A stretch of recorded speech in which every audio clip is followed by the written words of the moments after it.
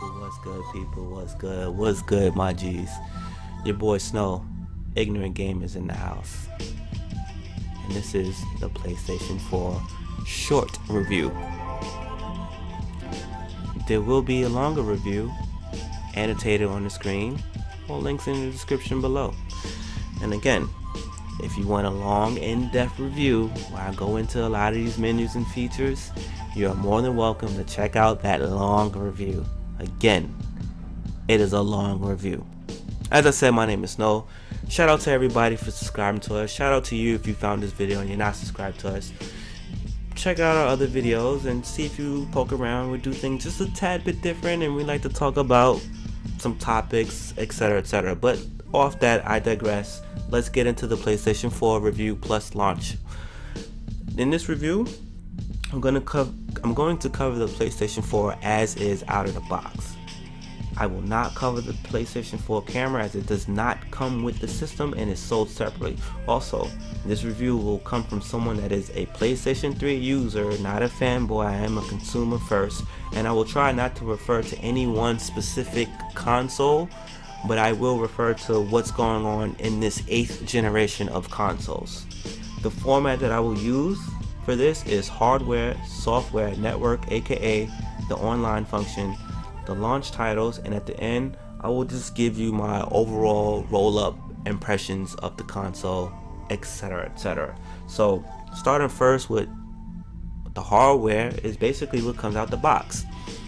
You get the PlayStation 4 console, you get the PlayStation 4 DualShock 4, you get the USB cord that goes with the to charge up the PlayStation 4 controller. You get an HDMI cord because there's only HDMI. You also get the power supply, obviously, and that's it for the and the little 3.5 head jack that goes into the controller for your headset. So it comes with the headset, pretty much, earbuds rather.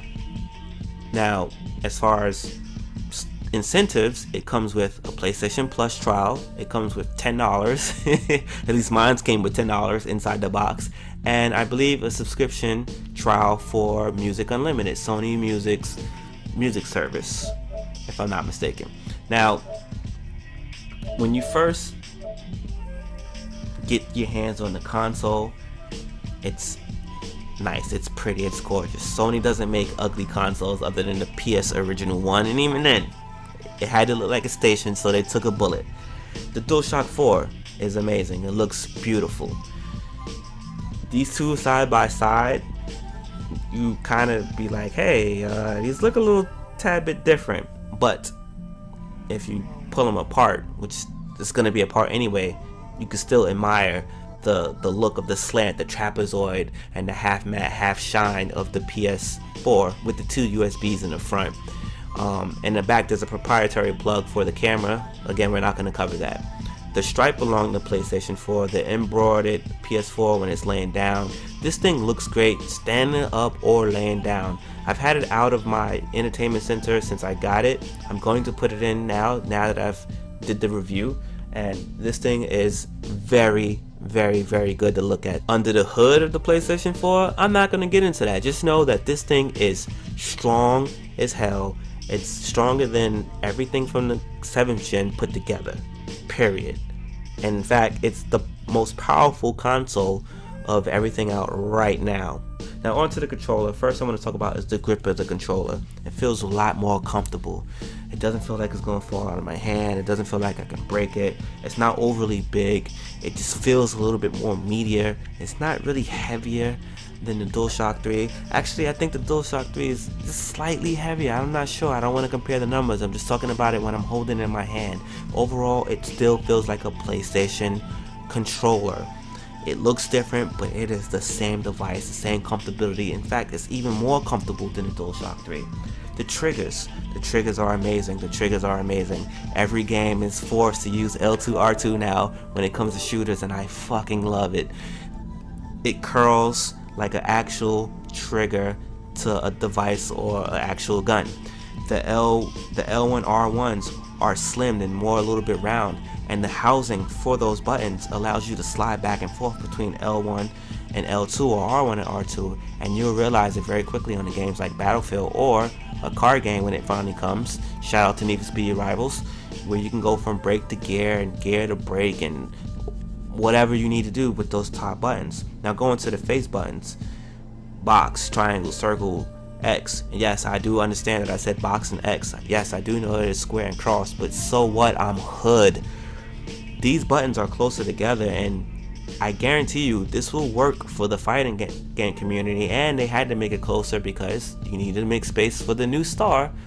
I'll get to that in a second. The D-pad, still the D-pad, still amazing, still the best D-pad since the original Nintendo. Actually no, since the Super Nintendo. The analogs has been flipped. No more of that rubber mushroom top, as Ramon likes to call it. These are concave with a little twist to it, and phenomenal when I'm playing my shooting games or anything that requires precision movement, precision aim. My hands doesn't slip off. It feels really, really, really good, and I've yet to fingernail touch, but depending on how you rest your hands on the analogs, it may differ for you. But I know on the PS3, very rarely, if my hand slipped, it would touch. I don't have that problem. Now, gone is the select button. Not really, but you have an options button, which is aka the start button, because if you press start, it's the options, and then you have the share button, and in between is a touchpad, and the touchpad is actually a button as well, and for most games, that's where your select button is. Under the touchpad, you have the speaker. Some games utilizes this very well. Right now, the best game for it is Resogun. And under that you have the PlayStation button, which is slightly smaller and takes some getting used to, along with the start button, with the options button when you press it. If you flip it under, you have a EXT and then the headset. The headset goes into the controller if you're not using a USB headset. One thing I want to point out, which is so amazing, so dope, is that the headset plugs directly into here, and you can change the audio from the console, from the TV, and send it to the controller, which goes to your ear, which means you can play late night and not have the TV turned up, and all the audio is in your ear. That's amazing. Now, yes, this thing has the USB thing and a light bar in the back that identifies blah blah blah, whatever. So software, I want to talk about this real quick. The interface, amazing, fast. When you first turn on your PlayStation, you're here, the last game you played, in order. At the end, you have the library. One beef that I have about the library is I did digital upgrades of Battlefield and Call of Duty, and technically you have to install every game. So what you're not seeing here right now is Killzone. I have a Blu-ray disc for, and it was the last game I played. It should have been in there. It's not there. That kind of makes me a little upset. But whatever the case may be, they can probably fix that later. To the left of where you start is the what's new, and this is your social feed, which I'll get into that a little later. If I go up, here's the rest of the menu. Here's the store, notifications, friends, messages, party, my profile, trophy, settings, power off. The store is fast. You saw how quick I just got into that. Oh my god. Let's get out of here. We're out of here, right? I didn't even have to back out. I could have just hit the PlayStation button. Notifications. Look at it. Invitations. This is for like parties and stuff. Game alerts. All your downloads. All your uploads. Even the stuff that you're sharing or to the storage of the PlayStation Plus cloud, or to Facebook, where you want to do that. And just a quick reminder now, in case I forget later, when you upload to Facebook or you send a picture out to Twitter or Facebook, it shows up here. It shows up here. As you can see, I did one already. And let's get out of here real quick, because I don't want to get stuck with that. Here's your friends. You can have up to 2,000 friends. I kind of wish it was like 1,000 with some following, or 2,000 following.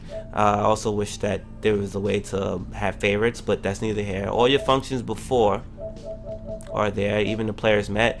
One thing about the players met now is that they actually have it broken up into games. So, and some of the games repeat, so that's kind of cool. messaging upgraded. You see that Sparta? That is not someone's name. See next to it, there's 5 people in that thing. This is a group message that's threaded, and at any time I can add another person. I can change the name of this. By default, it's just gonna say whoever's in the party. I mean, whoever's in the group message. As you can see, we're sending screenshots. We're also doing voice notes. Hey yo, what's good, people? It's your boy Snow, Ignorant Gamerz the house. Make sure you check us out on YouTube. Yes, this is a test, because I'm recording it right now for my review. So shut up and subscribe. Long review in description below. So like I said, anytime you can drop somebody in, you can start a new one. If it's a one-on-one message, you know, you can see that was sent from the PlayStation 3. You know, it's all good. It's good. Now on the party chat side, I like it. I don't like party chat in general, but this is cool. It is working. I think PlayStation may have added an extra feature into it. I'm not really sure, but you know, you could do invite only, you could do friends of friends, you can name the parties. The cool thing about invite only is someone can suggest it, a person to join the room, and then someone has to approve it. But the problem with the approval process is the admin has to actually friend the person to invite them into the room, and I think they need to fix that. At any given time, you can, you know, like I said, add people, and everybody be indented in a little bit. You can do chat off to the side. You know, it doesn't show through like PlayStation 3 cross text chat does, but you know, whatever. You can do at a quick switch, whether we do in the party or in the game.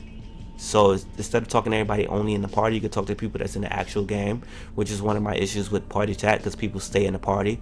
And right now it seems like you can do party chat, switch it to the game, and still talk to people in the party. And again, I don't know if this is a glitch and no one's talking about it, but if it's not, bravo. You can prioritize the audio from party or just normal. You can view other parties, you can leave, etc, etc. The profile, they've cleaned it up a little bit, recent. You know, you can see your trophies right here. You know, you can edit your profile, privacy settings. You can tell people what games they can't see from what trophies they can't see. Your feed, if you don't want them to see your feed, all the kind of stuff like that. You can even jump into your DVR from here too, because yes, your PlayStation records the last 15 minutes of your game. Another cool thing is that the trophies, as you can see, is loading up a lot faster, and it's pulling my PlayStation 3 trophies. You click in. The other cool thing is, if I go in here, it'll say, hey, this trophy, every trophy counts as ultra rare. So you trophy hunters, go look for those rare ones, baby. Backing out of here. The next thing is the settings, and you know, it's the run-of-the-mill settings like you would do anywhere else. I think I have a video up where I go through the menus extensively, so you can go ahead and check that. But just so I don't forget this at all, I already said it, I'm gonna go in here and I'm gonna show you this right here. You go in here and you can change all the audio to your headset. Right now, you should hear absolutely nothing. You should hear absolutely nothing other than my voice. Amazing. Late night sessions activated. You won't wake up nobody. So that's that, and overall this system is fast as shit. And what I'm going to do right now, before I get too crazy with it, is I'm going to launch Netflix. Here is Netflix, and I'm going to go into probably the last thing I watched, which should have been Eddie Murphy.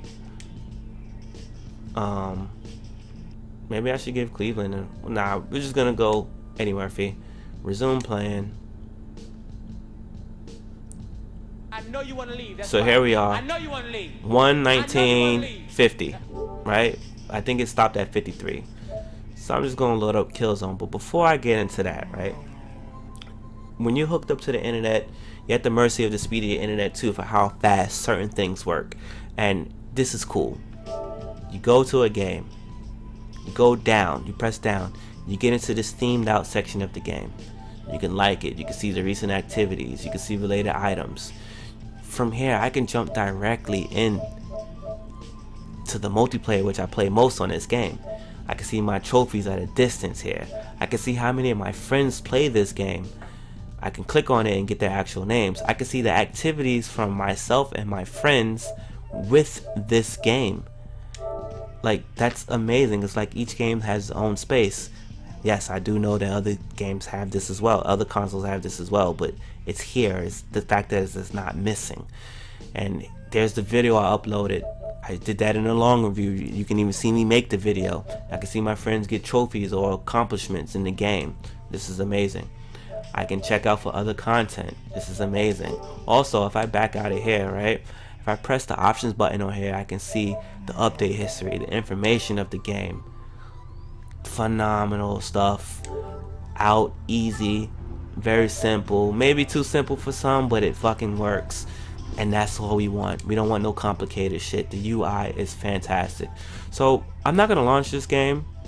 I did that in a longer video, but I am gonna launch this game. And the reason why I'm gonna do that is because I just want to show you that one little thing, which is the standby mode, which is the standby mode.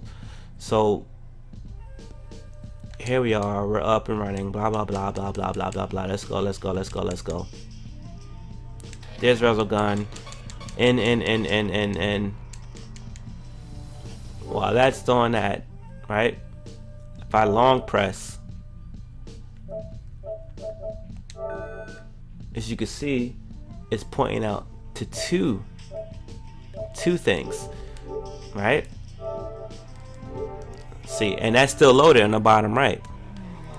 So let's just say I wanted to go back to Netflix. Yes, do we want to put that? Yeah, we'll put that. And boom, here we are, Netflix. I got one of those fathers that gets drunk and sings old Motown songs to you in his argument. Tell me that ain't cool. Okay, well, we don't want to do that no more. We want to get back in the Resogun. Resogun is still playing.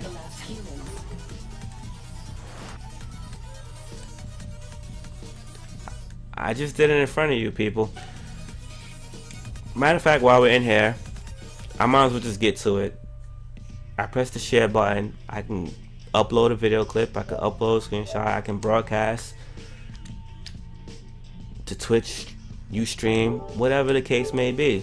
Like, this is amazing. Again, more details on that on the long review. Peep this. I shut them both down. Dope stuff, right? Live from PlayStation. Interact mode was not available at launch, but for some reason it's working now. And here we are.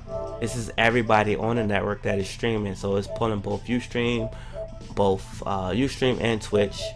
And yeah, that's just everything live right now. Interact means whoever's using whatever that has the thing where I can go in and take over their game and play. Twitch, whatever, Ustream, whatever, and you can do the search function, which is pretty cool. If I get into the network thing, there are some PlayStation free games like DC Universe, free to play, I mean, DC Universe Online, Warframe, and Blacklight. Any free to play game that's on the PlayStation Network, you do not need PS Plus to play online for these games. In fact, you don't need PlayStation Plus to do anything else on this console but to play multiplayer. So there's no reason to not have PlayStation Plus, unless you just don't want the free games and stuff that goes across all your consoles and all your PlayStation items, or you're not playing multiplayer stuff. Now, another thing that I wanted to point out is with the online status. This is kind of a negative point where, as you see, there was no point where I was able to say I want to be invisible or not available or sign out. Yeah, that's not available. I don't know why. I don't know why they don't have it up here where I can just, like, you know, an option here or something where I can just do that. It's not here. So maybe that's something they can fix later. Because sometimes I don't want to be online. I just want to play my campaign and not be bothered, because it gets to be troublesome. Now, talking about launch titles, PlayStation 4 actually has technically 4 launch titles: Killzone Shadowfall, Knack, Resogun, and Playroom. And again, Playroom requires the camera. It does not come in the box, so I'm not counting it, but people are having fun. Killzone Shadowfall was a mediocre game. I'd say it's a Killzone fan game, a 7 out of 10, or a 3.5 out of 5, or 3 out of 5 rather. Knack is a 2 out of 5, but it hit with the kids. Resogun is amazing, an indie game that came for free if you have PlayStation Plus, but it is a PlayStation only game. Another game came out called Contrast, but it's not a PlayStation only game, so I didn't review it. I'm not going to talk about it. And it's short. It's missing Drive Club. It's missing at least 2 other games, which would have made this launch an even better launch for them. So with that said, the offering of PlayStation exclusive titles at launch was very slim, unless you are a Killzone fan, unless you are buying this for a child, because you can get, not a child, but like a young kid, because then you can buy Knack, you can buy Marvel, you can buy maybe 2 other games, maybe Resogun and something else that they can play, and they will enjoy it for the time being. So, use that up to your discretion. But Assassin's Creed is amazing. Battlefield, when it's fucking working, is amazing. Rivals, Need for Speed Rivals, the only car game right now for PS4, is amazing. All these games look good as they're supposed to be. Overall, my closing feel about this, I love the multitasking, the resume game state, the fastness of the menus. I mean, this thing is fast. The only time when it stutters is if you have a bad internet connection at the time while something's uploading or whatever, or you're doing something else outside of the PlayStation and it lags the menus. That's the only time you can see any kind of lag. Other than that, this thing flies. The share functions is great. If you're sharing your footage, or if you're watching footage from someone else using Twitch or Stream, you're at the mercy of your internet connection and their internet connection. And PlayStation 4 aside, I don't care where you at, you're at the mercy of that. So don't base people saying the streams on there are trash, because a lot of people are streaming with terrible stuff that if they were using Twitch through their website or through an app without using the PlayStation 4, they would still have crappy footage. The ability to do the interaction is dope. The integration of Twitch and Ustream is dope. The integration with Facebook is pretty good. The social feed for each game is dope. The feed for the entire console, all your friends, is dope. Could be a little bit more lively if the PlayStation 4 videos weren't locked to being sent to Facebook. I have a friend that quit Facebook and he refuses. He's almost reactivated his Facebook account so he can share videos across his timeline.